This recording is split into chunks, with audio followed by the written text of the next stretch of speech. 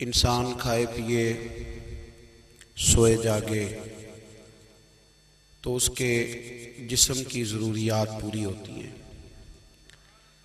लेकिन जब वो अल्लाह का जिक्र करता है, नमाज पढ़ता है, दुआ मांगता है, इस्तिग़फ़ार पढ़ता है, दुरूद व सलाम के गजरे पेश करता है, तो फिर उसकी रूहानी ज़रूरियात पूरी होती हैं। आज जिस ज़माने में हम वक्त गुजार रहे हैं, लोगों की जिस्मानी ज़रूरियात पूरी करने के लिए, ग़िज़ाई ज़रूरियात पूरी करने के लिए बहुत सारे बंदोबस्त किए जा रहे हैं, लेकिन जितना लोग अपनी ज़ाहिरी ज़रूरियात में ख़ुद कफ़ील होते जा रहे हैं, उतना ही ज़्यादा वो रूहानी तौर पर कमज़ोर होते जा रहे हैं। घंटों बैठकर गपशप करने वाले लोगों के लिए थोड़ी देर भी ज़िक्र इलाही करना मुश्किल हो जाता है। लंबी चौड़ी बातें करने वाले, लंबे चौड़े दलाइल देने वाले लोग और समझदार लोग और सियाने लोग इबादत के मामले में सुस्ती करते हैं, अमल के मसले में कमज़ोर हो जाते हैं। तस्बीहात करना, वज़ाइफ पढ़ना, दुरूद व सलाम पढ़ना, कम बोलना, सच्ची बात करना, सब्र से रहना, शुक्र को अपनाना, कनात इख्तियार करना, हसद, बुग़ज़, अदावत से बचना, ये लोगों के लिए मुश्किल हो जाता है। फिर उसका नुकसान ये है कि मुआशरा एक अजीब सी बेसुकूनी और बेकरारी का शिकार है। जेब में बहुत ज़्यादा पैसे रखने वाला, खुश शक्ल नज़र आने वाला, पेट भर के रोटी खाने वाला शख्स भी ढूंढता फिरता है कि आखिर मैं परेशान हूँ क्यों।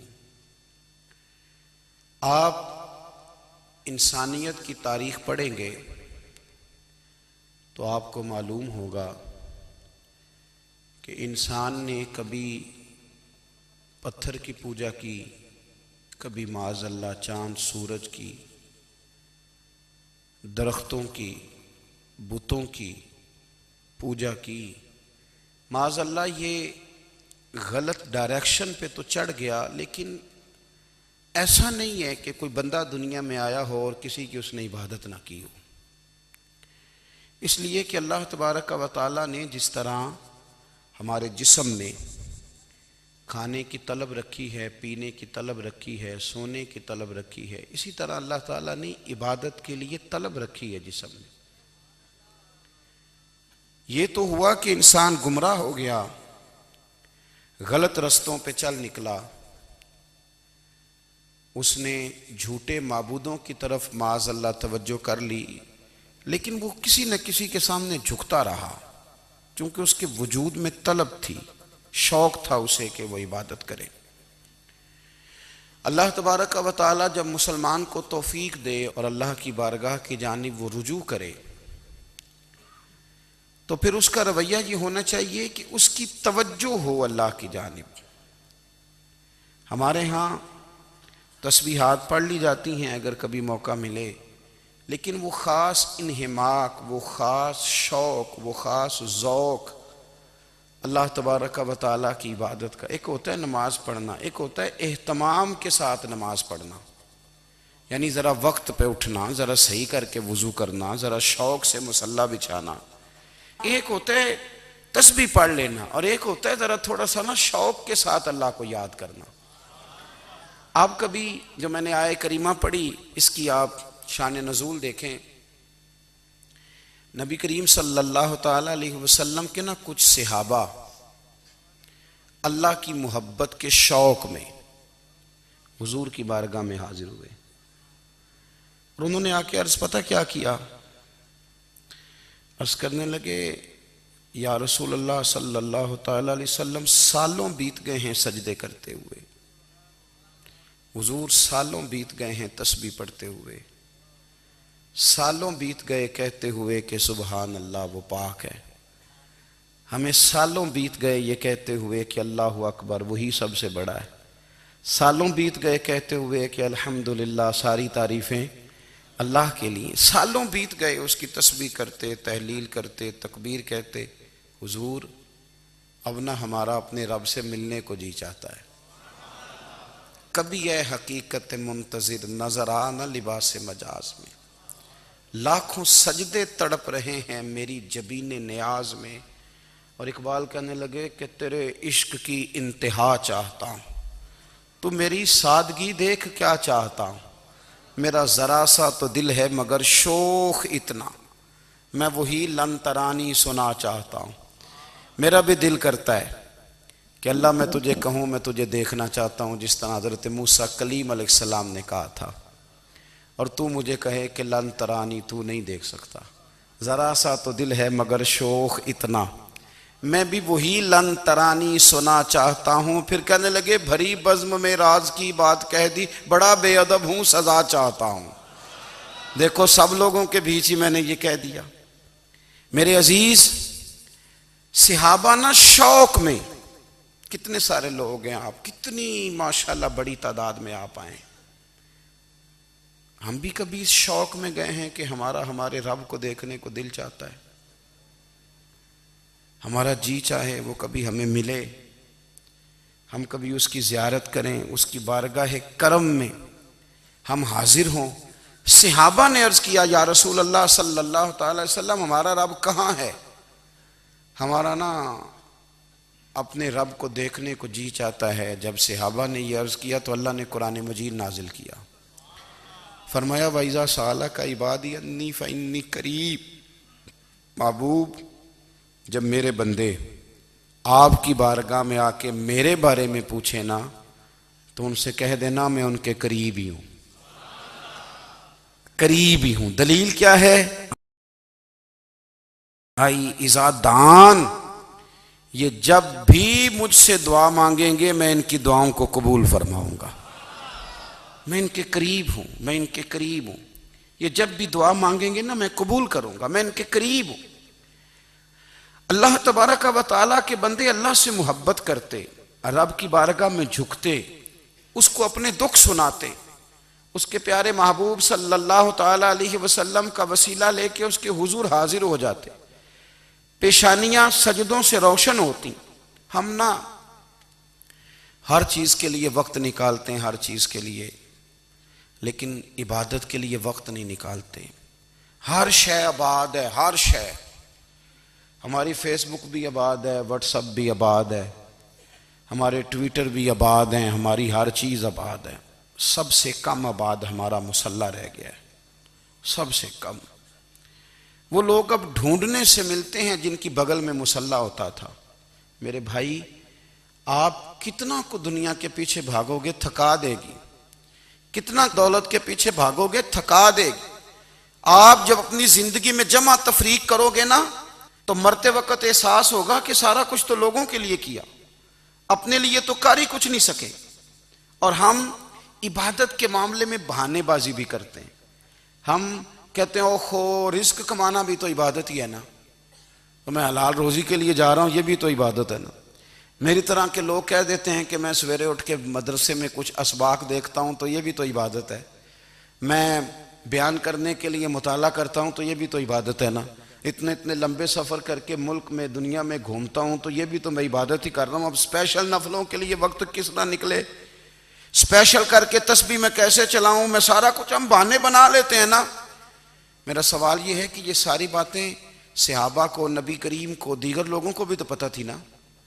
लेकिन आप गौर तो करें, 23 साल हुजूर को वक्त मिला, मुख्तसर वक्त ज़ाहिरन तबलीग करने के लिए। पूरी दुनिया में दीन भी फैलाना है। घर में 11 अज़वाज है, 4 बेटियां हैं, उनकी औलादें, सारे कामकाज भी देखने।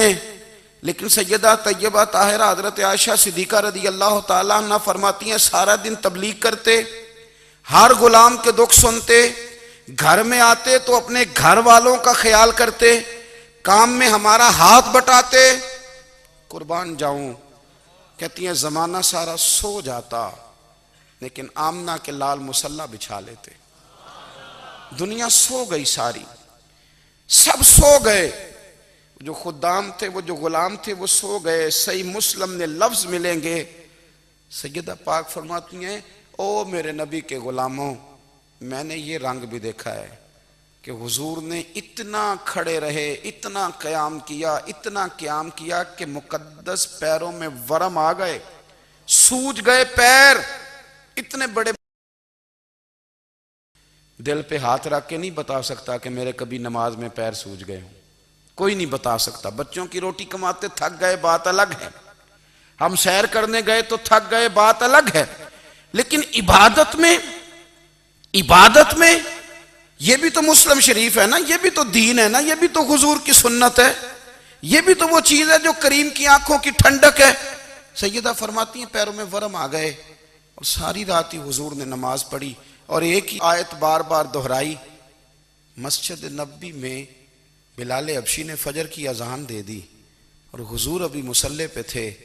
करीम फारिग हुए, मैंने अर्ज की, या रसूल अल्लाह सल्लल्लाहु अलैहि वसल्लम, आपके तो सदके अल्लाह अगले पिछलों के गुनाह माफ करेगा, तो आप इतनी आहोजारी क्यों फरमाते हैं? आप तो शफी हैं, आप तो अंबिया के इमाम हैं। तो हुजूर ने फरमाया, आयशा तुमने गिनवाया है ना मेरे अल्लाह की मुझ पर कितनी रहमत है। अफला अकूना अब्दन शुकूरा, फरमाया अगर उसने इतनी नेमतें दी हैं तो क्या मैं उसका शुक्रगुजार बंदा ना बनूं? मैं शुक्रगुजार बंदा ना बनूं उसका? फिर अगर इतनी नेमतें उसने दी हैं, मुझे इतना नवाजा है, तो फिर मैं उसके सामने सजदे ना करूं? ओ मेरे भाई, बड़े काबिल फख्र लोग हैं हम कि हम नबी पाक के गुलाम हैं। हम काबिल फख्र हैं कि नबी करीम के गुलाम हैं। क्या कभी इस गुलामी के शुक्राने में भी दो नफल पढ़े कि या अल्लाह तेरा शुक्र है तूने हमें हुजूर का गुलाम बनाया? याद रखें कि अपनी रूहानी जिंदगी को आबाद करें, इस्तिगफार पढ़ें, तस्बीहात करें। हजरत अब्दुल्ला इब्न उमर रदी अल्लाह ताला अन्हो, हजरत उमर के साहिबजादे, मक्का मुकरमा में उनकी कब्र है। मैंने जब उन्हें पढ़ा तो मुझे उनसे बड़ा प्यार हो गया। लेकिन आपको पता है वहाँ जाके किसी शख्स का मज़ार तलाश करना या पूछना एक मुश्किल काम होता है। तो एक दफ़ा मैं मक्का शरीफ में हाजिर था, तो एक गाड़ी वाला ड्राइवर मुझे कहने लगा कि मौलाना मैं आपको जानता हूँ, मुझे आपसे मोहब्बत है, एक बात बताऊँ आपको। मैंने कहा बताओ। कहने लगे हज़रत अब्दुल्ला इब्न उमर की कब्र देखनी है। मैंने कहा ये तू नहीं कह रहा, ये किसी ने बंदोबस्त कराया है, ये अल्लाह ने तेरे दिल में बात डाली है, ये हो गया तू ले चल मुझे। हजरत अब्दुल्ला इब्न उमर को नबी पाक ने फरमाया था राजुल सालिह, ये नेक बंदा है, ये मुत्तकी आदमी। हज़रत अब्दुल्ला इब्न उमर रदी अल्लाह ताला अन्हु सैयदना फारूक आज़म रदी अल्लाह ताला अन्हु के साहिबजादे हैं और इनकी हमशीरा सैयदा हफ्सा रदी अल्लाह ताला अन्हा हुजूर की ज़ौजा मोहतरमा। एक दिन अपनी हमशीरा से कहने लगे कि नबी करीम सल्लल्लाहु ताला अलैहि वसल्लम घर में आए ना, और अगर हुजूर गम उम्मत में परेशान ना हो, तबीयत को हशाश बशाश देखो, तो ज़रा पूछना तो सही हुजूर का मेरे बारे में क्या ख्याल है। पूछना तो सही कि करीम की बारगाह में मेरा क्या मकाम है, मेरे बारे में हुजूर क्या फरमाते हैं। अब बहन को काम बताए और बताए भी भाई, और फिर बहन वो काम ना करे, ये तारीख में होता नहीं। हज़रत उमर फारूक रदी अल्लाह ताला अन्हु की साहिबजादी उम्मुल मोमिनीन रदी अल्लाह ताला अन्हा फरमाती हैं कि मैं तो बस मुंतज़िर थी। उन्होंने तो कहा था ना कि अगर तुम हशाश बशाश देखो तो बात करना, लेकिन हुजूर तशरीफ़ लाए, मेरी बारी थी, मेरे घर तशरीफ़ लाए, खाना पेश किया तो फ़ौरन मैंने अर्ज़ की हुजूर एक बात पूछनी थी। तो हुजूर ने फरमाया पूछिए। मैंने अर्ज़ की हुजूर मेरे भाई अब्दुल्ला इब्न उमर के बारे में आपका क्या ख्याल है? नौजवानों मेरी बात पे गौर करना, मेरे भाई के बारे में आपका क्या ख्याल है?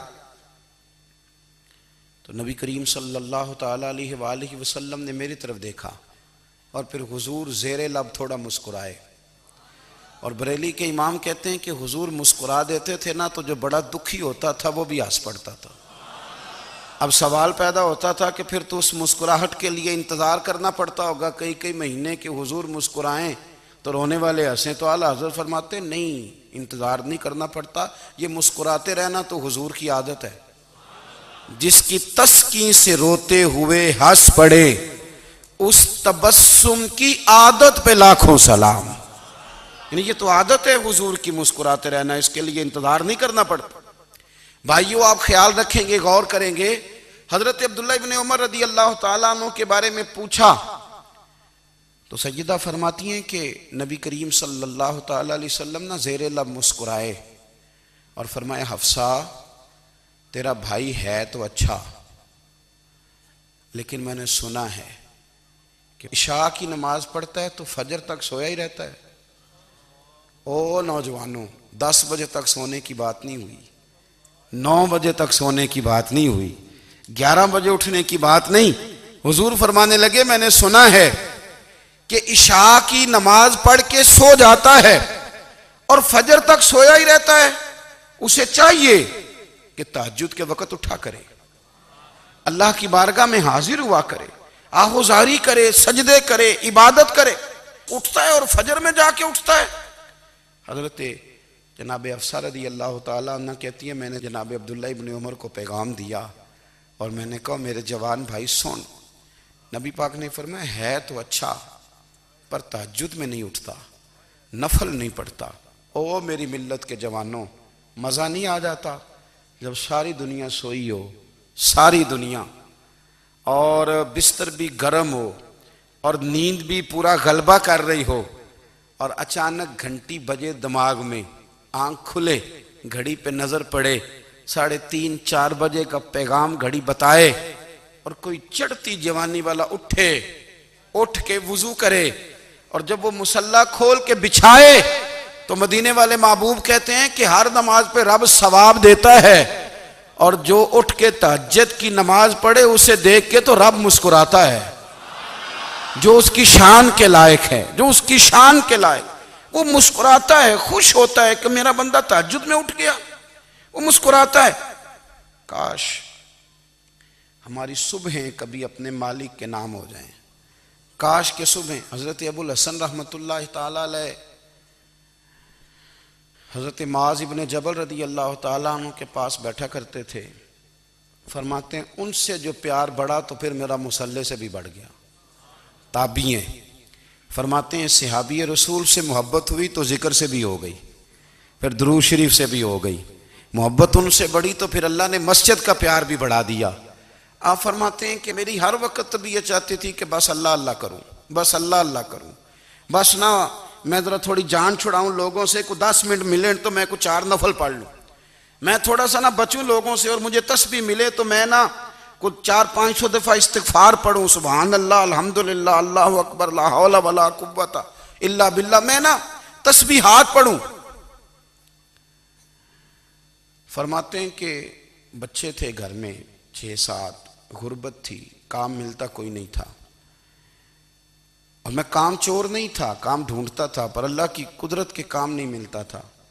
फरमाते हैं कि मैंने एक दिन अपनी अहलिया से कहा कि आज मैं फिर जाता हूँ काम ढूंढने, तो मेरी बीवी बड़ी फर्मा बरदार थी, पर उस दिन ना गुर्बत के हाथों तंग आके कहने लगी, आज ना कोई तू चीज़ लेके आया तो मुझसे बच्चों की भूख नहीं देखी जाती, ये सब रोगां दा रोग मुहम्मद जिसदा नाम गरीबी, कंड बुला के लंघ जाते नहीं दोस्त यार करीबी, तो आज ना कुछ लेके आया तो मैं बच्चे लेके मेके चली जाऊंगी।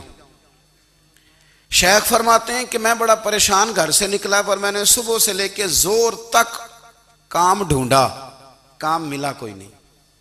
तो मेरे दिल में ख्याल आया, चलो काम नहीं मिलता तो अल्लाह अल्लाह तो करे ना, चलो बंदों की मजदूरी नहीं मिलती तो रब करीम की इबादत ही करते हैं।